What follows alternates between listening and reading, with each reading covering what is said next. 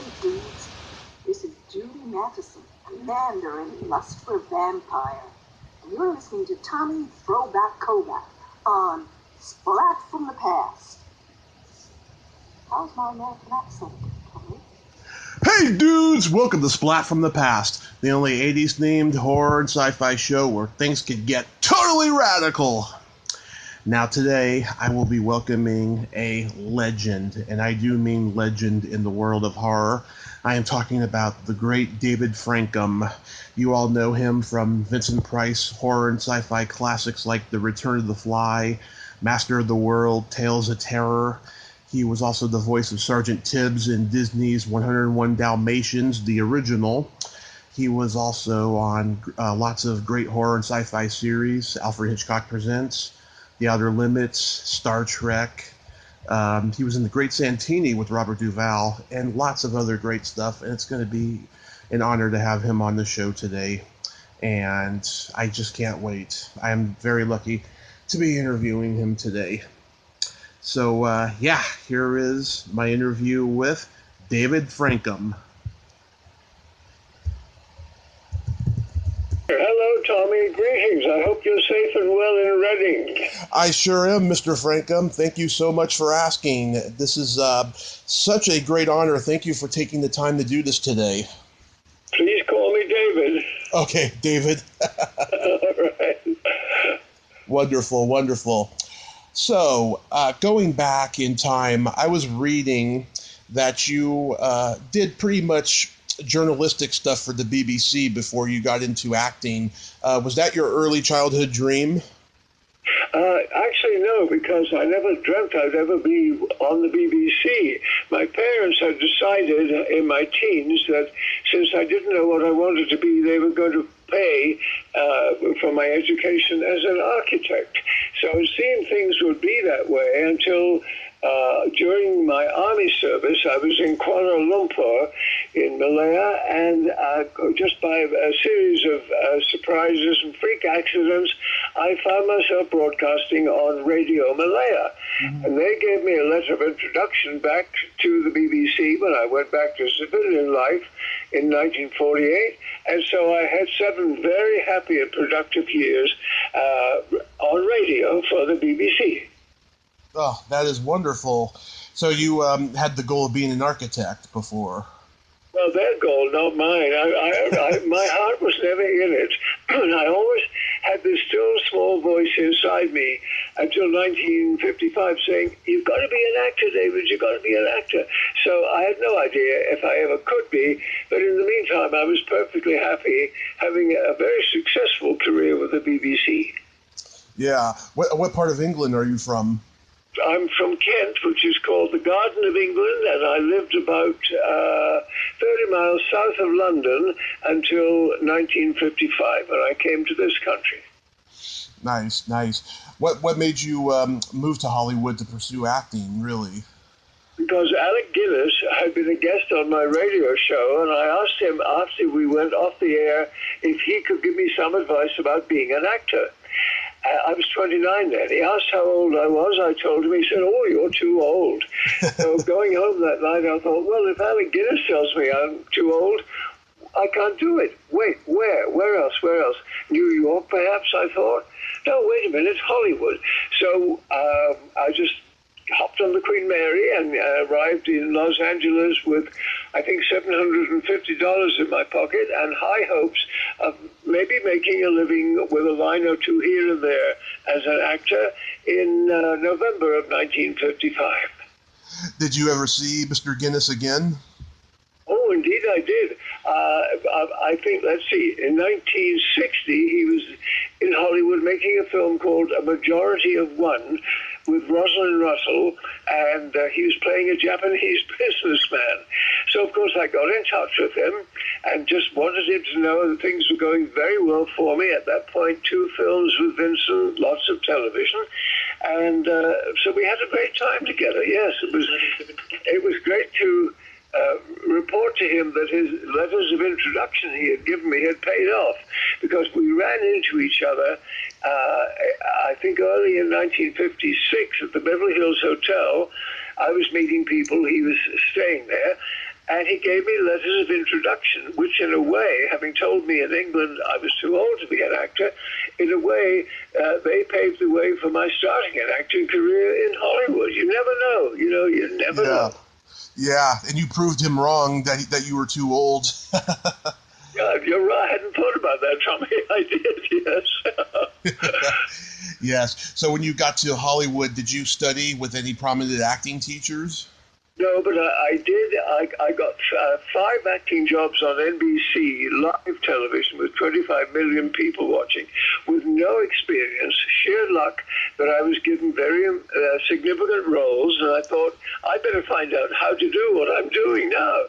So I joined an acting group. One of my directors on these live shows, which was called Matinee Theatre, asked if I would like to join his acting group, and of course I jumped at the chance. So for 6 years, I studied with them and gradually came to realize that I more or less knew what I was doing then.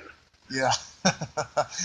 And you started working steadily, especially on television. Let's talk about some TV roles you did. You did a lot of the horror sci-fi, like Alfred Hitchcock Presents. You did 2 of those. Thriller, that's right. And Thriller, too, yes, I did, that's right. And The Outer Limits. Yeah, there were some very good shows going on at that time, yeah. Did you ever meet Alfred Hitchcock? Yes, I did. As you say, I did 2 of his shows. I was always hoping that he'd be directing one of them, but he wasn't. But his casting lady and associate producer, Joan Harrison, had cast me in the 2 shows. Other directors directed those, of course. And on one of them, I had to wear a scarlet uniform with gold braid on it. And Joan Harrison said to me, well, I don't know about that outfit. Better let Hitch decide. So suddenly, Tommy, I was ushered into the presence. And there was Hitchcock on a set directing, I think he was directing Joan Fontaine in one of his TV episodes.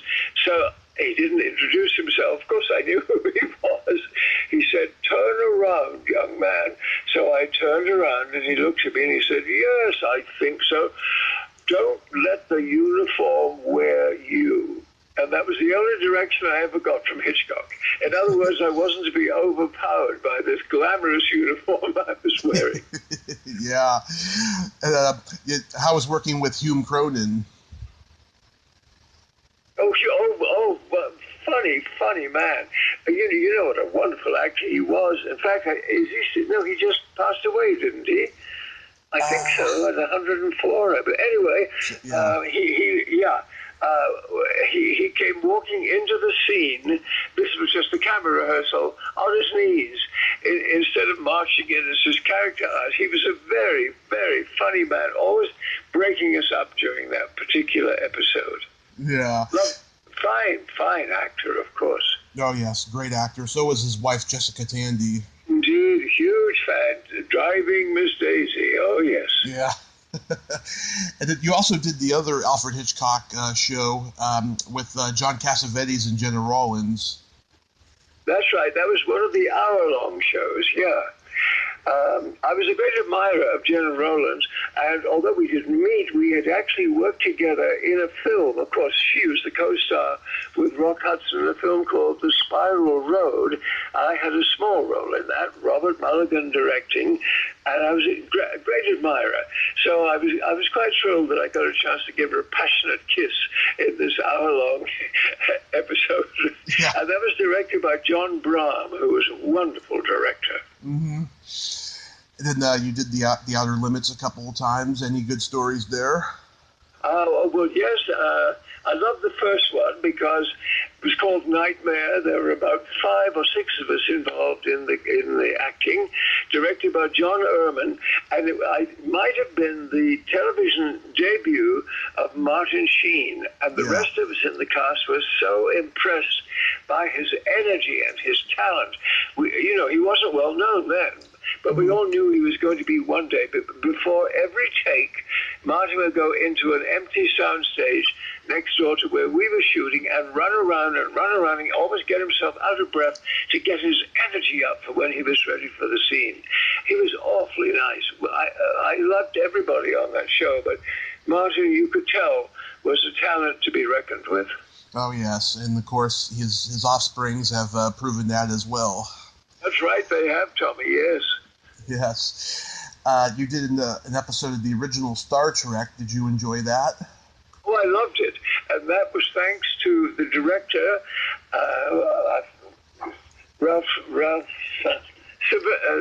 Sinensky. Ralph and I had done an episode of another series called 12 O'Clock High a year or two before, in which I played a character similar to the one in the screenplay for that episode of Star Trek. So when Ralph looked at that, he thought, oh, yes, David Frankham can do this. So that's how I got that.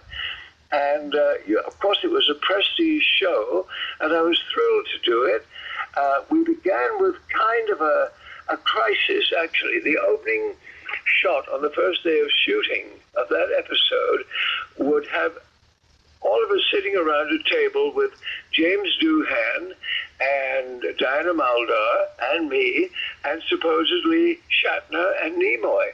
But they were off to one side, apparently the big argument with Gene Roddenberry. Well, after a few moments, we were wondering, when do we start? Shatner came over to us and said, we're going home. We don't agree with what Gene is suggesting for this particular script, so you can reach us at home and we'll be back when it's resolved. So poor Ralph Sinensky had nothing to shoot. It turned out later, by the way, that Shatner and Nimoy were quite right in protesting. Apparently Roddenberry had some object that he wanted to use in commercials, and he wanted a reference to that in that particular script of Star Trek. And of course the boys said, no, certainly not. We're not going to promote your off-screen activities like that. So they were right, of course. I'm not sure they were right to go home. And it did leave Ralph with nothing to shoot. But fortunately, Diana Muldaur and I are actors who like to memorize the entire script of a TV show. Mm-hmm. So when he said to us, what can we shoot? Are you two ready to shoot something that isn't scheduled for another 4 days yet? We both said, sure, Ralph. So the day was saved, and we got that done. And Shatner and Nimoy came back the next day, and everything was resolved happily, and the rest of it was a very nice shoot. Oh, that's wonderful. They were professional to work with, Shatner and Nimoy? Oh, absolutely. Oh, definitely, yes. Now, getting into the movies, your first movie with Vincent Price was The Return of the Fly. That's right. Had you have seen the first one?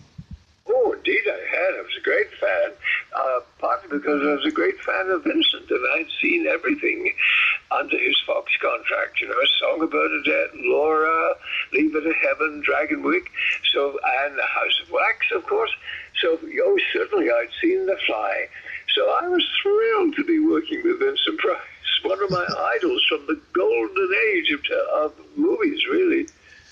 Yeah, I've interviewed his daughter, Victoria. And yes, isn't she wonderful? She's a good friend of ours, yes. Yeah, she's a wonderful lady, just always positive and just very sweet. And she's got a lot of pride for her father. What kind of a person was he? Well, at first I was overawed because I'm only 5'10" and a half. Vincent was 6'4", so I was literally looking up to him during our first scene, quite intimidated but thrilled. And the moment it was over, I went straight to my dressing room and started studying our next scene together. At that point, Vincent stuck his head in the door and said, "What are you doing, kid?" He always called me kid from then on. I said, "Oh, Mr. Price, I'm just studying the next scene." He said, "Well, I like a social set, kid, and there's a chair out there with your name on the back, so get your ass out there, okay?" And that broke the ice, and we became friends for life after that. Yeah. He was a very funny man. Every time he walked past me while we were shooting Return of the Fly, he kept muttering to me, "I hope you know you've got the best part of this goddamn picture, kid." Oh, that's wonderful, yeah. So you're friends with him all the way until he passed. Did you go visit him a lot during his final days? Yeah, well, we would run into each other at the bank, and I saw him then in 1990 just a couple of years, I think, before he passed away, somebody got together and a weekend of horror at the International Hilton in Los Angeles, and Roger Corman and I were guests along with Vincent, being interviewed by Tim Burton. And so I saw him for that. He was frail. I hadn't seen him for quite a while. A little frail. Two young fellows were helping him on stage for our interviews, and they were helping him off back to his car at the end. And I said, "Goodbye, Vincent." And he turned, so typical of Vincent, he said, "Old age sucks, kid."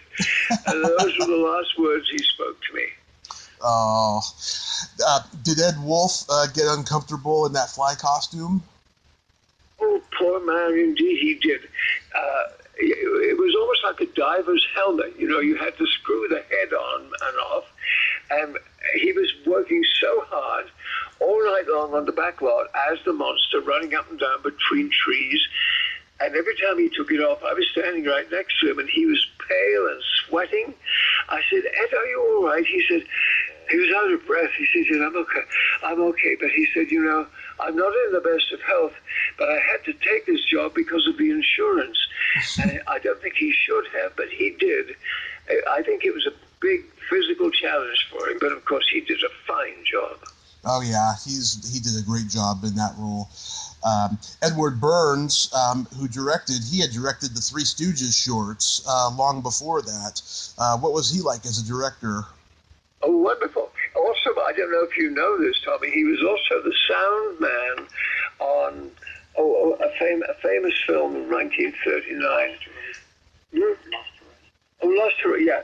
Jonathan always prompts me when I forget. Lost Horizon. Yeah. It was sound man on Lost Horizon, and of course I think just having fun with the Three Stooges gave him a great sense of humor. He was a gentleman, big giant, sort of a bear of a man. And so I read for him, and he looked across at his producer. They nodded their heads, and Ed just said to me, "Well, the part's yours, David." And for 13 days, it was a quick shoot, not a moment wasted. He and I he got along with everybody famously. He was a sweet-natured gentleman, and he knew exactly what he was doing shot by shot, well prepared for that film. Yeah, and Lost Horizon's a wonderful Frank Capra movie. Isn't it? I love it, yes. It's a classic, a real classic. All the sound you hear on that is coming from Ed. Yeah. On Master of the World, you got to work with Charles Bronson. What was he like? I thought he was great. He was a big challenge to Vincent because, as I've told you, Vincent liked a social set. Charles was very shy, very private, and so his buddy, Steve McQueen, was working on a soundstage next to us at the old Republic Studios in the San Fernando Valley. Mm-hmm. So whenever we had a few minutes off, Charles would just disappear and go and hang out with his buddy Steve McQueen. And then Vincent said to me, "The guy baffles me. He doesn't mix with the rest of us." And I said, "Well, not everybody is as outgoing as you are, Vincent." But I liked him very much. And Charles was very generous to me because of Vincent's fame. Of course, a lot of top reporters would come on the set wanting to talk to Vincent. Then they would want to talk to Charles. Charles didn't like talking, so he always said, "Oh, why don't you go talk to Dave?" So thanks to Charles Bronson, I got lots of interviews at that point in my career that I probably wouldn't have had. Yeah, he made your interview career. He did really, Tommy. He did, yeah. And on Tales of Terror, you got to work with Basil Rathbone. That must have been a huge honor for you. Oh, not only an honor, but overwhelming. At the prospect of meeting him, I thought, oh my gosh, is he going to be nice? Is he going to be condescending? You never know about these old-time movie legends, And Roger Corman had arranged that we would read the script at a lunch in his office. So the four of us were sitting at the table. Basil sat opposite me, then Vincent next to him, Deborah Paget next to me, and then me. And so we read the script, and we had our lunch, and it was very nice. And it was the next day that we started shooting. And it turned out then that Vincent and Basil were just like Abbott and Costello. They were so funny together. They had us laughing between setups. He was, a legend, of course, Robin Hood and all those wonderful films. And then I was so surprised and honored when about 4 years later, MGM cast Basil and me as father and son in 2 episodes of Dr. Kildare. So every morning, Basil would take a taxi from his hotel to MGM. He'd stop on the way to pick me up. So every morning I would see this famous profile, Sherlock Holmes, coming through my back gate saying, "Well, my dear fellow, we're here. Are you ready?" And off we would go to MGM.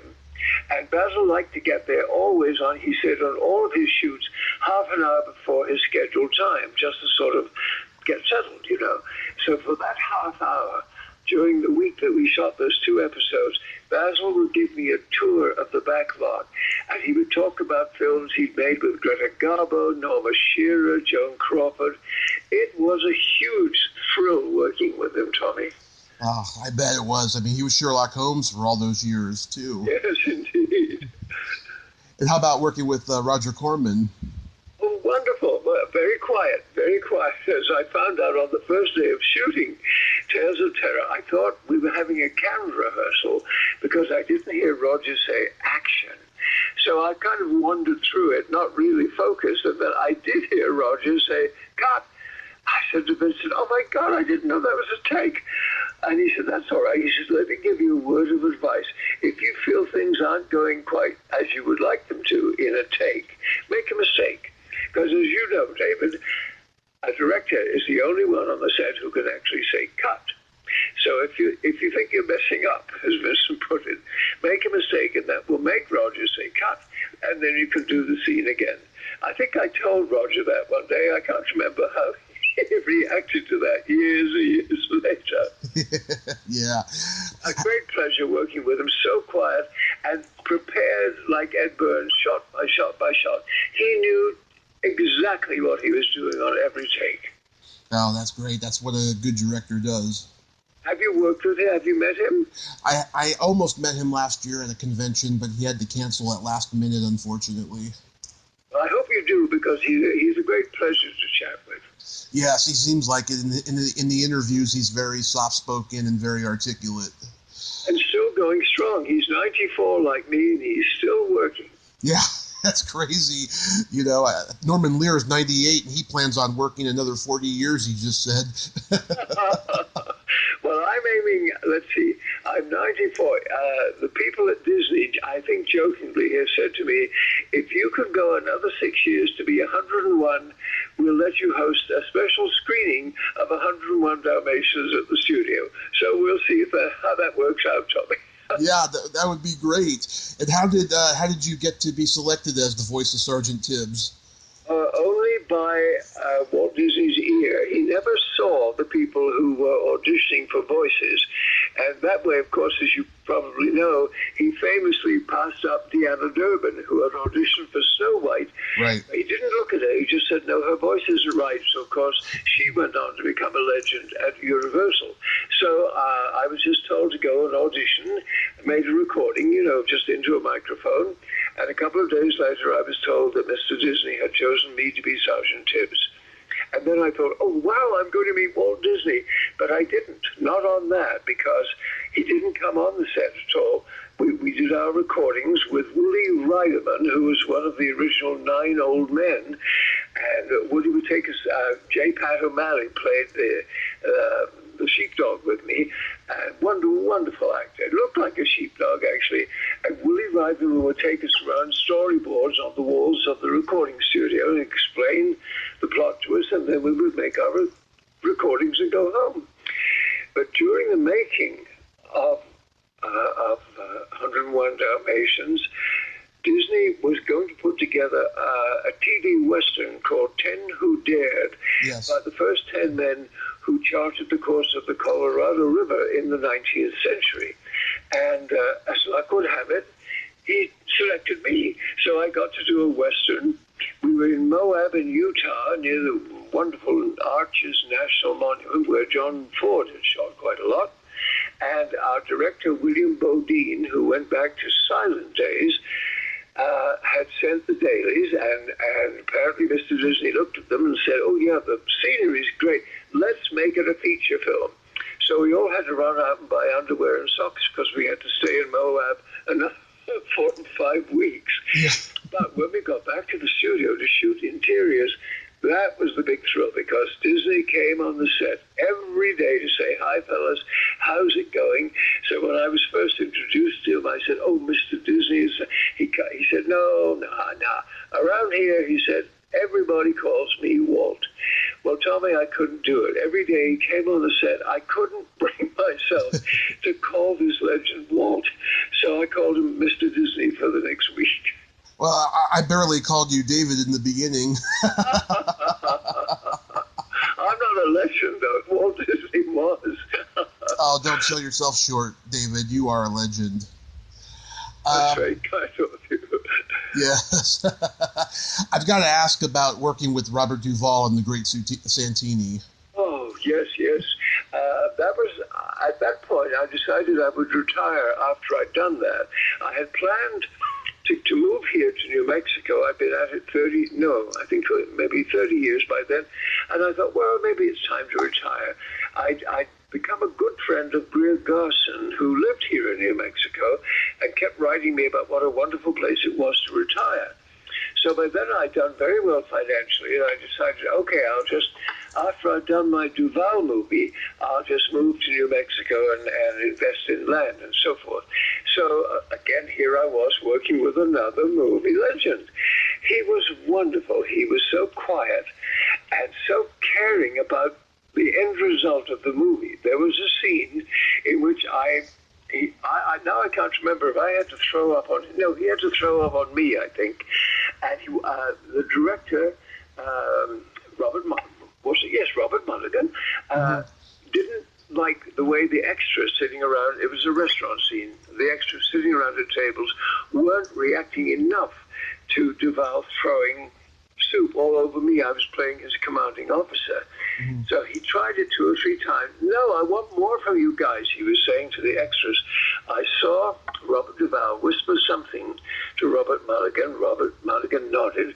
So they did another take with the camera on the extras. And this time, Robert Duvall, standing, of course, off camera, dropped his pants, dropped his underwear, and moved them. Of course, all the extras went, "Oh my God!" And that was exactly the reaction Robert Mulligan wanted. That's hilarious. Yeah, I interviewed the woman who played his daughter in that, Lisa Jane Persky, and she told me that she knew nothing about acting until she worked with Robert Duvall. That was only her second movie. And she said to this day she still doesn't know anything about acting after working with Robert Duvall. She does, but whatever she learned from him. He was a consummate actor, just superb actor. And he still is. Yes. Yeah, that's got to be a huge highlight, working with him on that.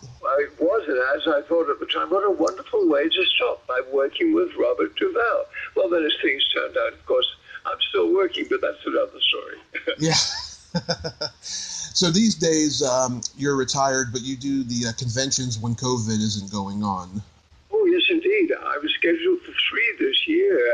One up somewhere north of San Francisco, San Ramon, yeah, at Creatures Con. Yeah, and so that was scheduled actually for August. So what they're going to do, which is very nice of them, is disregard the virus and do it online. So I'm still going to do my appearance, an audio appearance with them now in August sometime. Mm-hmm. And Zoom, that's right. I think they're called Zoom now, Tommy, aren't they? Yeah. Those things. And then also I was going back to Ticonderoga, and that, of course, has had to be postponed too. Yeah, I'll see if I can make the Zoom for Creatures Con, but I hope next year you'll get to be there in person. You weren't there in person last August, were you? I was actually. Did we meet? No, not Star Trek. I'm talking about the Star Trek Museum in Ticonderoga. Oh, no, I was talking about Creatures Con. Oh, I see. Year. Yeah, no, you weren't. Okay, yeah. Yeah, but if they book you there next year, I will definitely meet. I'll let you know if I go, and it'll be great to meet you. We'll have lunch. Definitely, yes, Tommy, yeah. Yeah. That your memoir, Which One is David, has been out since 2012. People can buy that on Amazon, right? That's right, yes. I did it with Jonathan here. Jonathan interviewed me for 20 hours. He made 20 CDs, and we sent them all to our writer friend in Memphis, Jim Hollifield, and Jim had the task of whittling it down to book length, and I think he did a pretty good job of it, I think. Well, I'll have to buy a copy, and this was such a great honor, David. Thank you so much for taking the time today. Oh, I'm honored equally, really, Tommy. May I tell you something? Yes. A long time ago at Warner Brothers, I was cast in an episode of The Gallant Men about a shell-shocked soldier, and it was the title character, and I was lucky enough to play it, and it was called Tommy. That whole episode was called Tommy. Yes, it's a popular name. I'm not the only one. No, Tommy, you're not. It's been a great pleasure for me, too. Thank you, Tommy. My pleasure, sir. You have yourself a great night over there, and stay safe because we need you. Well, you stay safe, too, for the same reason, Tommy, and for all your listeners, too. God bless you all. Goodbye. God bless you, sir. Bye-bye. Well, there you have it. David Frankham. Ain't he a cool dude? Oh, what a nice, humble legend of a man. I enjoyed talking to him, and I hope I get to meet him in person in the future. He's 94. I think he will make it to 101. If you like this video, everyone, please subscribe to my YouTube channel, add me as a friend on Facebook, join my Tommy Kovac comedian page on Facebook, follow me on Twitter and Instagram, and all that fun stuff. Well, that's all time we have this week on Splat from the Past. Until next time, this is Tommy Throwback Kovac saying, there's no shame in living in the past, because the present sucks. Later, dudes!